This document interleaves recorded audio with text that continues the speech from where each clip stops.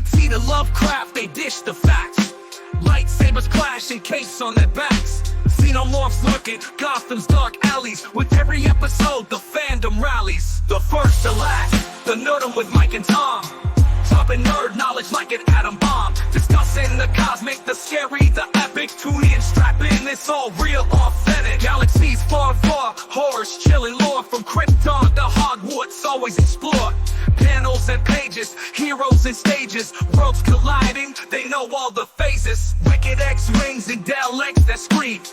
Phantom zones and vampire dreams. Multiverse open and ready to storm. Mike and Tom in the lab, setting the norm. Welcome, Tom. How are you? I'm good. Welcome back to the First, the Last, the Nerdom, the podcast where we dive deep into the weird, the wild, and wonderfully nerdy.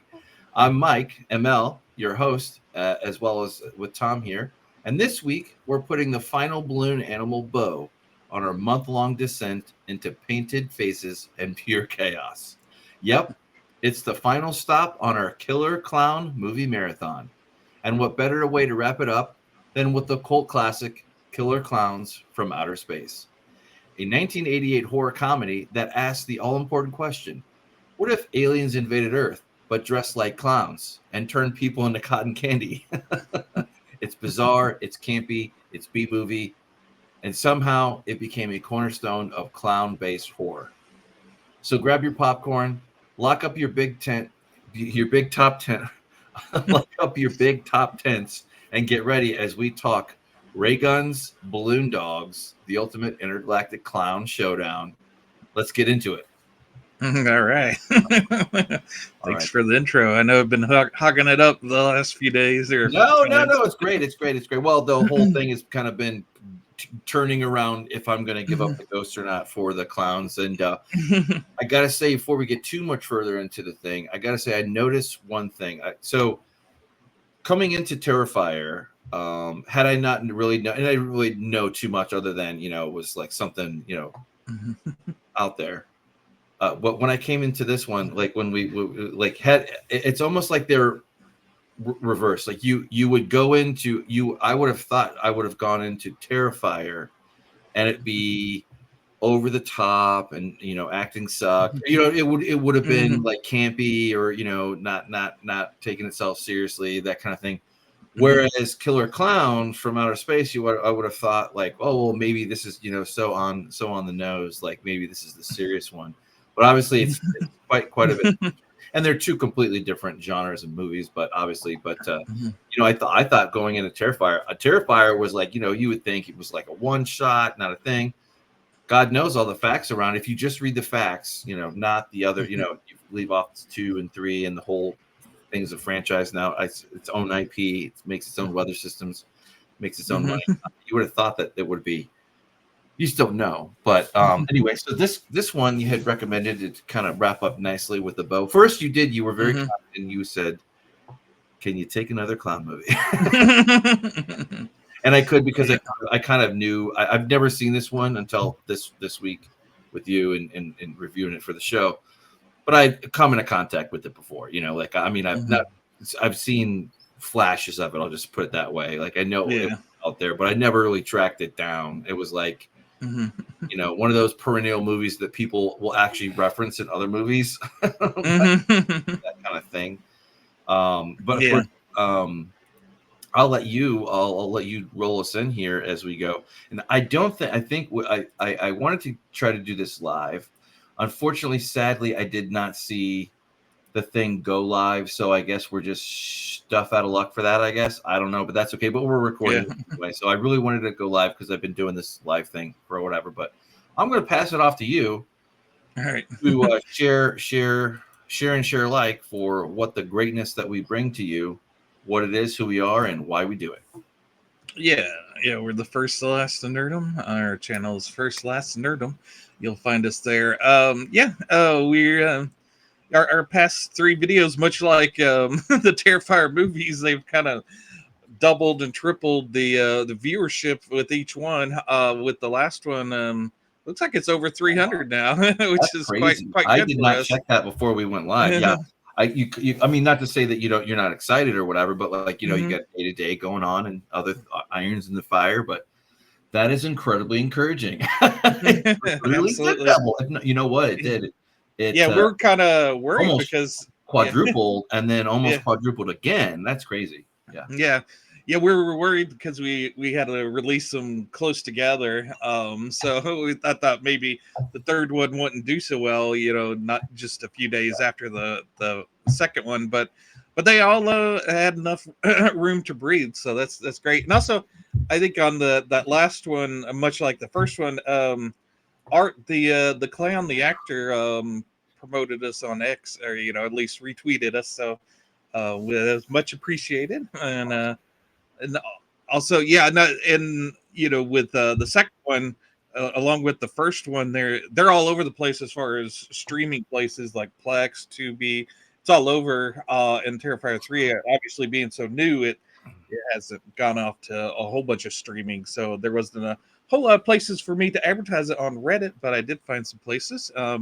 Which is a nice segue to our Reddit channel, or at least I have a presence on Reddit. I go around and promote wherever I think it may be appropriate. And then, of course, the individual subreddits we're liked or reviled to any number of degrees. So sometimes our posts get removed. But yeah, if you come over from Reddit, hello, and hopefully you'll enjoy our show and maybe become a fan. We're also on X as well.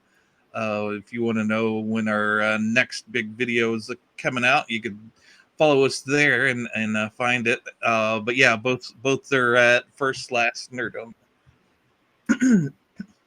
Yeah, and I too am also on X. Okay, so now I guess it is live streaming on YouTube. I didn't see it go to YouTube. Anyway, sorry, you just paying attention. Paying attention to these things, because if you catch them early when you start broadcasting, you can stop the thing and start it again. So, which we are no stranger to. Yeah, I am ML ApeIt_Ink on X as well. We haven't had too many conversations going on in X between myself and you, Tom. But that's always a news story or news breakaway or some review or something that gets us going, or somebody's observation, and then sometimes we can get fired up. Also, want to plug another show that I host on America's Talk Show, Monday through Friday. I think it's 9 a.m. Central Time, 10 a.m. Eastern Time, and then again at night, 6 a.m. or 6 p.m. Excuse me, 6 p.m. Central Time, and then 7 p.m. Eastern Time. That's with my co-host Raul and Raleigh. Shout out there, Professor K, all those, Chris. Love all you guys, James. But go come check us out. We kind of take the concept of the conversation, and we're like a little version of Two-Way, which is a bigger platform than us. But anyway, it's just fun to have a talk show. Anything and everything goes. But people are always welcome and nice. But anyway, also ApeIt.Ink. That's my long form publication, so to speak.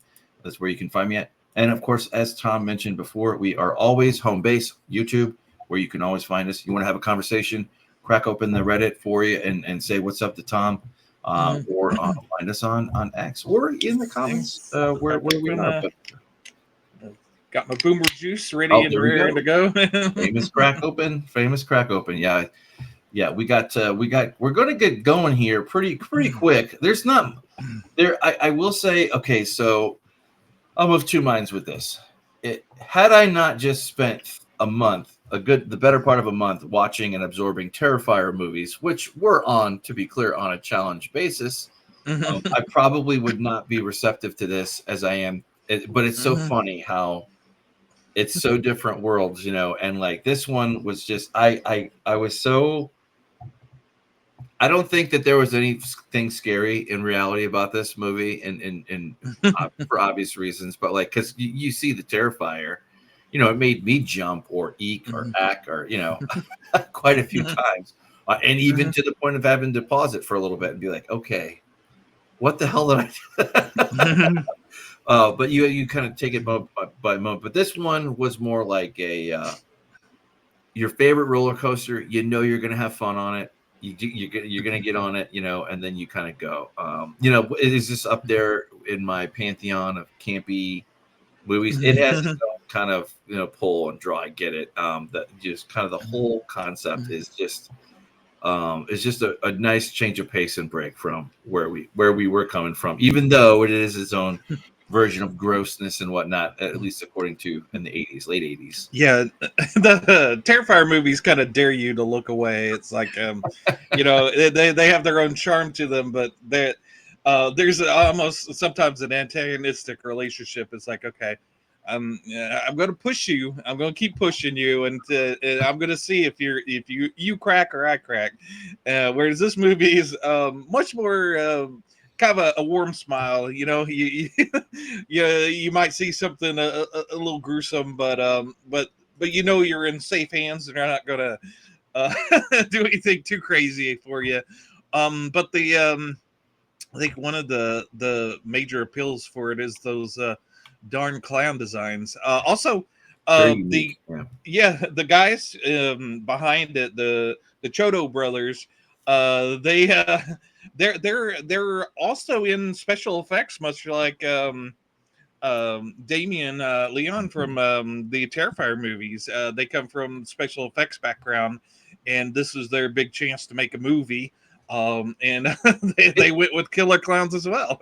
Yeah, I mean, is it award winning? Is it Emmy winning? No, but they did a pretty damn good job for like what the movie is. I mean, for what you get. Yeah. I mean, it's all relative, of course, but surprisingly agile, campy, funny movie, like with very unique looking creatures and clowns, and even the special effects to a certain degree. Yeah, and it's you gotta remember this was shot in 87, released in 88.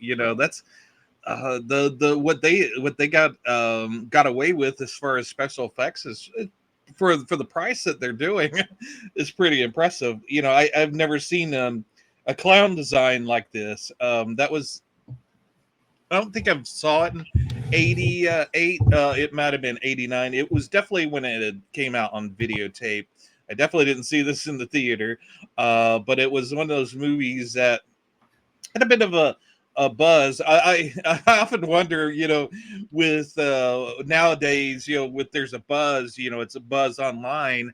But yeah, I'd heard about this movie, and when it came out on videotape, I was very much interested in seeing it. But it's hard to remember how buzz got to you back in those days, because I must have read about it in Fangoria magazine or something, and I was very excited about seeing this because it seemed to be everything that I was kind of into at the time. I was into sci-fi, horror, and comedy, and it kind of hit all three of those square in the face. And so yeah, I was excited. I think one of those rare movies. Usually, if I got a horror movie, I was going to be watching it by myself, but I think my sisters were kind of fascinated by this movie as well. It wasn't too scary for them. Yeah, and to kind of back up a little bit, you had mentioned the brothers, known for their special effects. Like what this movie's about, I mean, it's not really complicated at all. But they I was just trying to find my summary here, my sanitized summary, because let's not give away too much, but basic plot involves aliens. It's just sci-fi, kind of checks that box. Is it really science fiction? Well, not really, but it's just stressing for the bizarreness that you go from aliens to that they just so happen to resemble circus clowns who invade a small town and harvest us for food. Yeah.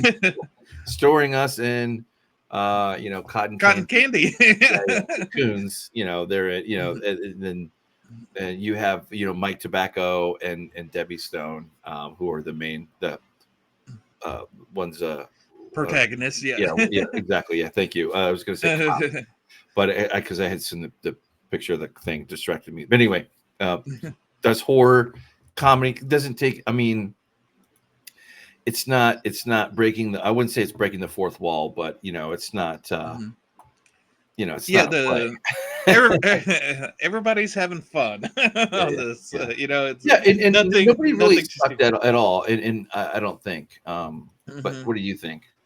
Yeah, there's this sense of yeah, just fun.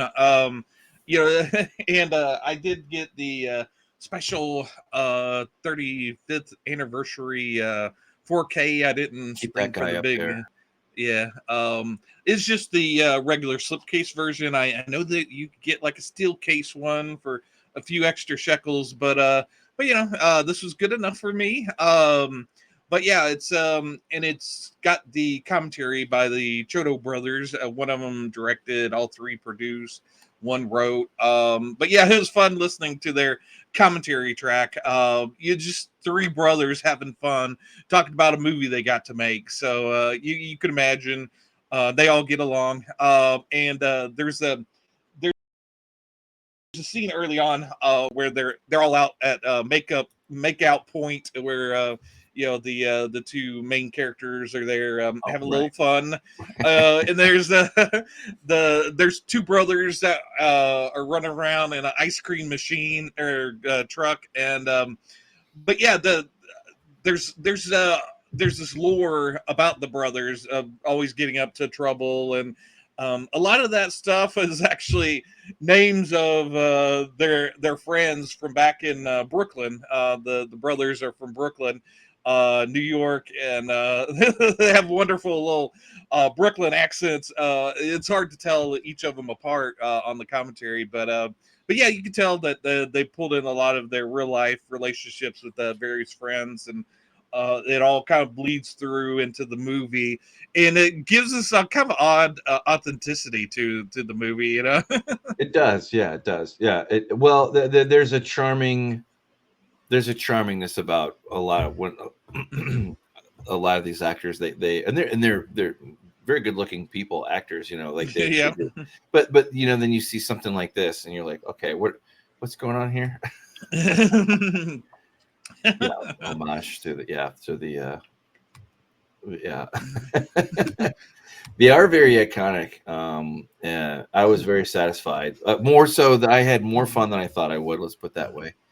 I didn't really come into it like with a negative attitude or anything. It's just kind of like, you go from Terrifier to, Yeah, to like, it's like what kind of campy crap is this? But yeah, what? no, it's all like I said, it has a charm about it. It never wears too thin on you, and it's over before it Right. really has begun. So it's not like it wears out its welcome. It's under an hour and a half long. So yeah, it's just a fun movie that does things that you don't normally see in a movie. Yeah, now I was one of the things that kind of impressed me when I was young was again the clown designs, and the actors in it. Even though they're doing and saying goofy things, they're all taking it quite seriously. In the movie, the actors aren't winking; they're all very, very serious, and it makes it. Even though a lot of stuff is absurd, what they're doing, it does give this nice charm to it. And the Chiodo brothers were wanting to make sort of a love letter to the movies that they loved when they were young, and one of their favorites was The Blob. And The Blob, this has a lot in common with that movie. I could, That I yeah, could see that. yeah, it starts off at make out point Right. like the Blob did, and so yeah, it has that sort of the same DNA. But they were like, what's scarier than a clown, and that Right. their approach to it was very similar to Terrifier. It's like, okay, a clown could go anywhere, and it makes sense for them. And there's this kind of a disarming charm about them, that but there's always that kind of creepy edge to them. Right. But yeah, so they played the both those strengths with this movie. Again, yeah, it makes you wonder why more people haven't tried to do the whole killer clown thing. But yeah, it's you really kind of have to dial in and get that perfect balance of comedy, and obviously they lean more towards comedy than the Terrifier movies did. But Right. Well, the whole spectacle is the spectacle. It's that it's Mhm. what you get, what you see these this. You're right. Like the clowns they almost look like a kind of playful type, thing Yeah. going on there. But then they're also kind of like the skin is off. It's just like a little bit of a little bit off, like just a little bit, Yep. dirty looking or whatever, like, and then you look and it's like not just dirty, but like it's creepy. and now that you think about it, it's kind of evil. Like, and let's Yeah. get out of here. Yeah, and there's that element of they don't really explain anything. No. They come. We know that they come from outer Yeah. space. Everything, Oh, every scene is new. Every scene is yeah, new that you're building on. Yeah. And you're like, okay, we got some crazy straws here. Okay, now we're drinking the blood. Okay, all right. I'm tracking. You just don't know. yeah. You don't know if if the clowns, if it's just a mask. You don't know if they'll take it off eventually, or no, they're actually just clowns. Yeah, killer clowns. And in the commentary, one of the brothers did say that that's their skin. They're these space slugs that just happen to look like clowns. Right. Yeah, I was going to ask you your history, but you covered that already. I don't have any history per se, other than I was aware this movie existed, of course, but you just have these grotesque, misshapen creatures, like where it looks like a clown from far away. But again, the closer it gets to you, the more you see it. You know something is grotesque, and it's like that's not a clown face. That's a twisted, and jacked up, and also kind of going back to like although I'm not, I wouldn't say I'm smart enough to say that I realized this while watching it, but it was kind of like, okay, well, how are they going to be able to like do stuff to people, aside from, it's surprising. Yeah, it works. Yeah, You're like, yeah. okay, that makes sense, I guess. Yeah, and the clowns don't have names for themselves. They do speak this kind of weird clown language that they have, but you don't really. I think the cool thing about it is that the designs of the clowns are very, very extreme, and very, you know which one's which. There's never a confusion on which clown you're dealing with, but on set they'd come up with different names for them. They all make sense. There was Tiny, which was the little one running around, and there was Fatso, and there's a few other names for them, but they all each had a name and personality. There's Tiny, Right. but he gets up into trouble. He likes his little trike, and he does like pizza. Good grief. Yeah. You have those goths that didn't know, or goth or punks at the beginning of the movie. That Oh yeah, punk. Yeah, the punk. yeah, they were just, and that's a matte painting on there. There's a couple of matte paintings. It's really That good. it just Really good. those matte paintings. We're all with CGI now, but there's something about a matte painting that just looks amazing. Even if it doesn't quite look real, it has that beautiful look to it, because a painter spent hours doing that up. So Right. just beautiful. And then you got the beautiful designs of those clowns. Like I said, it was very unique. That was one of the standouts when I first saw the movie, was those darn clowns, and that the design of them. And it works. It works. There's just something about them that really, just because it's kind of there's an interesting mix of them looking absurd, but then also looking real. Well, it also, I mean, I don't want to get too deep in the thing here, but there is a little bit of, you could say that it references, it kind of puts Debbie and Mike in a position to like where they're cursed, like the Cassandra truth, like the Greek mythology, like cursed to utter true prophecies that nobody would believe. Well, that is them in their attempt to try to get the authorities' attention to what is going on, and it just doesn't materialize they just get dismissed as pranksters, or troublemakers, or this. Yeah, Like, get out of here, kids, whatever. yeah, you got the classic cop that's kind of grizzled and maybe going a little crazy. No longer has the interest of the public at heart anymore. It's all about him and getting through the day. Yeah, John Vernon did a great job here too. He had he had the gravitas for the hard boiled cynical cop. Seen it all. What, you're on drugs. Yeah, you're those damn hippies. Yeah, Maybe horseplay around. Yeah, jackassery. Yeah, exactly. But yeah, no. Yeah, no, it's got the classic trope of these are the college age students, I guess, but a lot of them are maybe playing the actors are maybe a little bit too old to kind of really pull it off, but which has that nice charm about it. This movie is sort of like that vein of movies where obviously you wouldn't want to, just for the working hours, you don't want to get someone too age specific. Oh yeah. Well, I mean, it's also just zany. I mean, you don't quite. I mean, I didn't really see any of this coming, to be honest with you. I think I was more along and enjoying the ride. Just keep all your hands in arms, and like it was practically a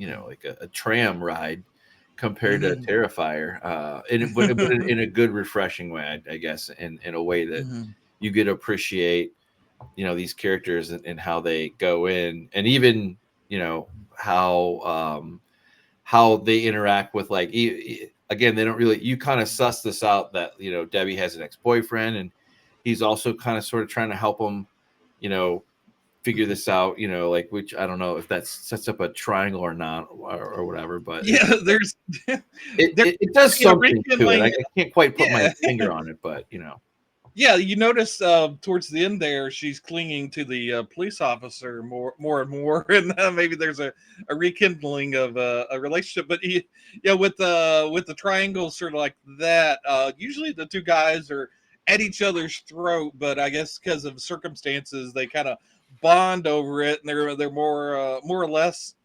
friends throughout the movie. Although there is some tense dialogue between the two of them. Yeah, I was gonna mention too that Farmer Gene Green, played by Royal Dano. He was he was a veteran actor who appeared in like The Outlaw, Josie Wales. It's one of my more favorite Clint Eastwood westerns. And he also worked with famous ones like Alfred Hitchcock, John Ford. But anyway, Royal here he Dano, is, getting his lights punched out from a clown, Oblivion, by like a clown with a boxing glove. Which you're like, well, how the hell did that happen? Well, it's a clown, and you're like, oh, okay, yeah, that makes sense. Yeah, a lot of interesting character actors show up throughout this movie. There's people that you maybe don't know their name, but as soon as you see their face, you go, oh, I know that guy. And the only one that they didn't get because it was too expensive to fly them out there, and the other producers that were ponying up the dough didn't want to spend the money, but they wanted to get Soupy Cells to come out for there's a particular pie scene later in the movie, and they Soupy Cells was known for his pies and getting a pie in his face, and the producers are like, the audience you're aiming for won't know who Soapy Cells is, and it won't matter. Right. Which I think they're wrong on that. I think we would have known, at least if not by name, you would know, by the look of them, especially when it came out in '88. But right. But yeah, it's one of those missed opportunities, I guess. Yeah, some of, and this kind of strikes me as being the case with these type movies, these cult classic type movies that, like, and by any stretch, this was not a failure like some of them are. Some of them just they crash and burn, It just, there was the timing, they just don't quite make the thing. This one did okay, but again, never really popped out. But it did years later. But not economical, but efficient storytelling. And Yeah. it is. I think that it is still underrated for genre specific, films.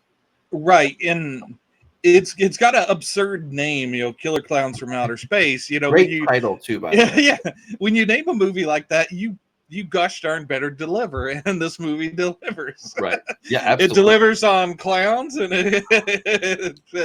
it does definitely deliver. Yeah, Well, it's it keeps you pinned down to willing to go along for the ride. right. I could easily see like where somebody would take this the other way and they would just no patience for it, and it's just all outlandish from outlandish, like Tarzan swinging from one scene to another. Like where it's just like, okay, what are we doing with these puppets now? What's going on? Yeah, yeah. If you look on the director Steve Chiodo's filmography, he's puppeteered some famous puppets. He did some work on the South Park guys, Team America. So Okay. so he did some puppetry work on that. But yeah, if this movie had been maybe bigger, the brothers said that they had plans for a sequel and maybe even a series of movies. So a different timeline. Maybe we'd be going through the, the Killer Clown challenge and see if we could make it through more than one of these movies. And but it does have a life of its own. It, like you said, it definitely maybe didn't make a huge impact in the theater, but it found its audience on videotape and on late night movies at night, on those late night channels. This was in heavy rotation, and it's just one of those movies that definitely deliver. And anytime I see it, if I'm flipping channels and it's on, I'm gonna stop and at least watch, and maybe if not watch the whole thing again, because how can you once you land on it, how can you turn away from it? Oh yeah. Well, you also had, like we were saying, Suzanne Snyder, and I was going to say she was in Weird Science, and then she had come off of Return of the Living Dead too. After the not long after, I think pretty much in line. But again, these actors and actresses that actually did probably a better job than you would expect them to do for something like this. Which it goes into, I don't know, it's hard to describe. It's a very good. It's a good mix. Like whether it's her, and she has a pretty good. She's not like a, cliche kind of type character, but she does know how to blend in the the damsel in distress, but not like like she has to be the final girl. Right.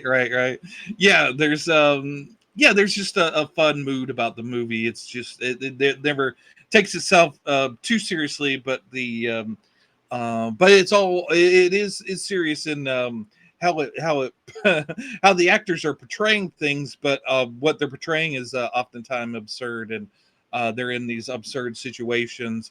Right. But yeah, it never wears its budget on its sleeves. It always looks bigger and better than what probably what they were been, if you kind of look behind the scenes, it's I'm sure everything that they can do was up there on the screen, so it looks like $1 million, but I'm sure they were dealing with very very small budget to get what. And there was a lot of ingenuity, like those. Right. There's the balloon dog that's tracking them.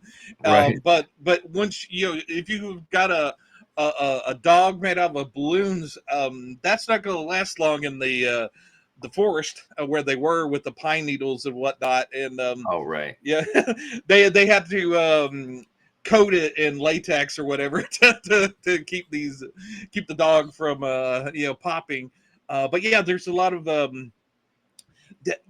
they put a lot of thought into the movie, this absurd nature. There's towards the end of the movie, you get the mega clown that kind of drops down from the top. This giant clown. That was all forced perspective. They kind of wanted to do stop motion animation at the end there, but they just didn't have the money for it. But they went ahead with forced perspective to make. I think one of the Chiodo brothers was in the clown.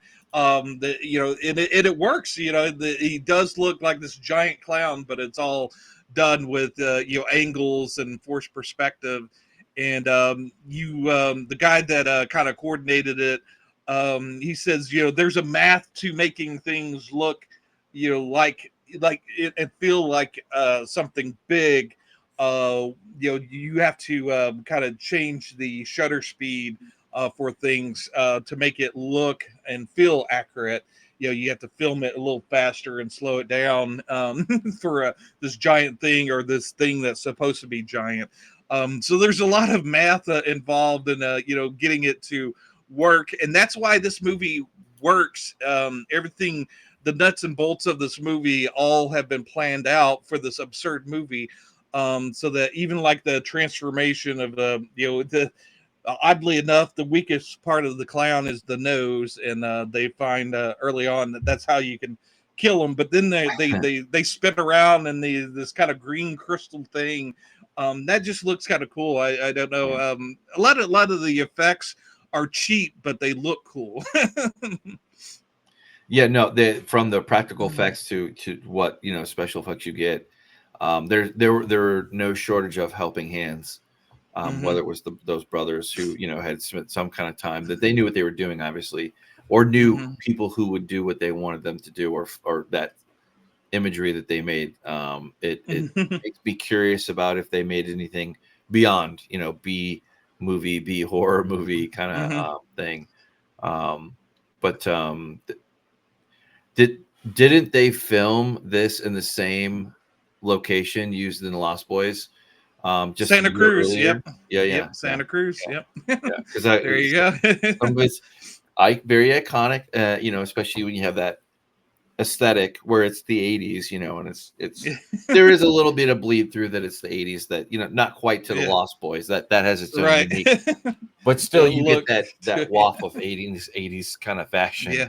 And there's a few car chase scenes that they had to do on a cheap budget. The place, the neighborhood that they got the rights to film there, they couldn't speed, so they kind of had to have this slow speed car chase, and then in editing speed it up, so so it looks faster than it actually was. But yeah, which kind of gives a kind of odd feel to the chase, but it works obviously for the movie, because you've got goofy clowns, goof. And then you have the ice cream truck which is also ridiculously goofy, and those two characters, they're just into it. Yeah, they have no idea what's going on. They're just having fun making out with clown women and doing whatever they can to get by. But yeah, right. Like I said, this movie's just charming, goofy, and just a lot of fun to do. And a lot of pride too. They were not afraid to. I believe one of the brothers said that they were very proud of to show the clowns so early, because they were proud of it, and it worked so well. Yeah. So as they should, because it did work very well, even for B. They're the stars of the movie, obviously. And then if you don't bring the clowns, then what are you doing in the Killer Clown movie if you don't bring the clowns? But yeah, the legacy of the movie is kind of perpetuated. It's never gone out of public eye. I mean, it's always been there's always been kind of a fandom for it. And in fact, last year they came out with a video game. We were talking before our show here, and I don't think either one of us have played the game, but I noticed it was on Steam. I gave you the link. I think it's one of those where it's sort of like I think it's similar to the Friday the 13th movie where Okay. some of you play as the humans, and then the other people play as the clowns. Well, that So works. it's sort of like one of those turn-based games where which has gotten quite successful. I think there's the I forget the name of the big one, but yeah, there's a Friday the 13th one, and I think there's like an Evil Dead game like this. But yeah, I don't know if this one's hit it off like the other ones, but it's definitely out there. And then I also sent you a link. Ryan Gosling seems to be resurrecting everything. He's going to be doing his Star Wars movie, but he's also trying to produce a new Killer Clowns movie. That's the still book I sent you. I did Yeah. send you article on the Ryan Gosling thing. I got the Steam one. I got the other one, and I don't see it. Okay. Maybe my. We can check my phone. But anyway, I'll send it to you again. There it is. oh, okay, cool. All right, there we go. From Sorry Bloody about that. I Disgusting. just didn't see No it. worries. Yeah, I said it early on. Yeah. Okay. Yeah, for our old enemy Amazon. No. Right. But Amazon seems to be have their hands in everything. But yeah, so might see either a movie or a series on Killer Clowns. Hopefully, Ryan Gosling seems to be a fan of genre stuff, so hopefully the Chiodo brothers will be involved at some point. But yeah, if they're still around and kicking it, hopefully they'll be involved. But yeah, hopefully there's they do it right. Yeah, you never know, but Ryan Gosling does have definitely has some fan points, loved by the fandom, for sure. No shout out. No. Sorry, I guess I spoiled this one. Yeah. But yeah, there's the game, and then that does look kind of like a fun game. Maybe if it's it really does look as simple as like hopping into it, kind of like the Aliens game was. That Yeah. you were referencing, the Friday 13th, the Yeah. Aliens, another classic one. I was gonna say something too. You mentioned the Blob, and wasn't there a scene like where the teenager was watching the Blob on the TV right before the clown attacked him? There may have been, yeah. Okay, I didn't know if like I didn't see that. That's from my notes, so I feel Gotcha. like I was that evil. Yeah, But anyway, no, it's just a fun movie. If you haven't seen it yet, we won't get into spoilers. I mean, there's not a whole lot to discuss about this movie. Just a fun and goofy movie. That I think if you haven't seen it, yeah, you might want to check it out. It's like I said, it's I told Mike, if you make it through the Terrifier movie, this may be a little breath of fresh air, to clear the air of clowns, no, it works very well. Although Art isn't too happy that we've expanded to other clowns. He wants to be the solo clown, but I Well, told Art, him you're gonna have to get a time. you can't always be the star. Yeah. Sad Buddy's gonna have to go get a time machine and do something along that line. I'm sure time is nothing in the dimension of hell that Art is from or hails from. Yeah, but I was gonna see if there's anything else like of note to cover. Excuse me. But yeah, these clowns are from space. Arts maybe have more demonic origins, but although he could turn out to be out from outer space as well, we do not know. We don't know his origins, so right. Maybe he's cousins to the Killer Clowns. Yeah, no, it was very good for what it is. And that time I enjoyed it. It was a good kind of in between point, from going from Terrifier. So Yeah, and it's on Tubi as well. So check it out. Tubi seems to be the great place to the go to place for cool movies. I know with Netflix and all of those that they're more going towards their own produced stuff, so it's harder and harder to find like cool older movies on a streaming service like that. They've all kind of gone to Tubi, which is great because it's free, and if you know your way around blockers, you don't have to worry about commercials either. No, not really, not on the desktop or the laptop anyway. Mm-hmm.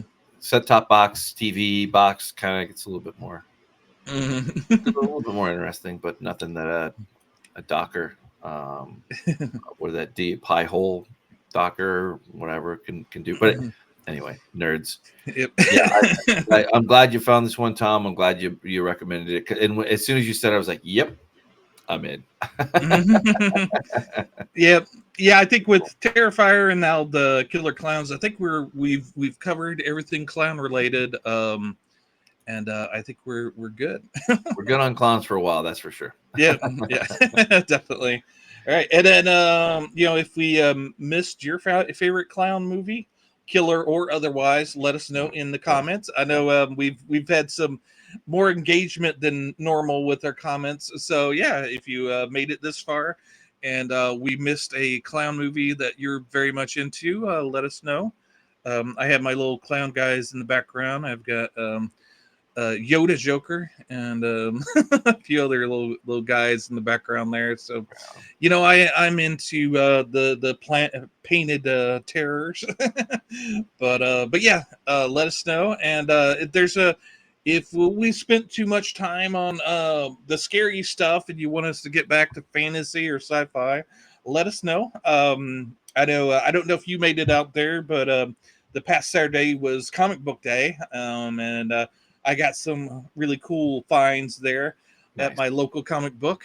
We decided to skip this year on doing a big thing for Free Comic Book Day, but yeah, if you went out to the comic book shop and want to tell us about your cool finds, let us know in the comments down below as well. We're like I said, we're the big hub for everything nerdy, so we don't turn anyone away. Nope. If you've got you're really into VHS collecting, like one of our pals Chris, and have like a cool collection of Killer Clown VHS tapes, let us know about it. Lay it on us. Yeah, absolutely. Absolutely. Yeah, we're here for you. Yeah, that, and again, there's a First Last Nerdom on YouTube, as well as you can find Tom on X as well, and me, ApeIt.Ink.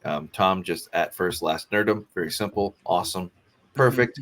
But I think this one's in the can. What do you think? I think so. Yep.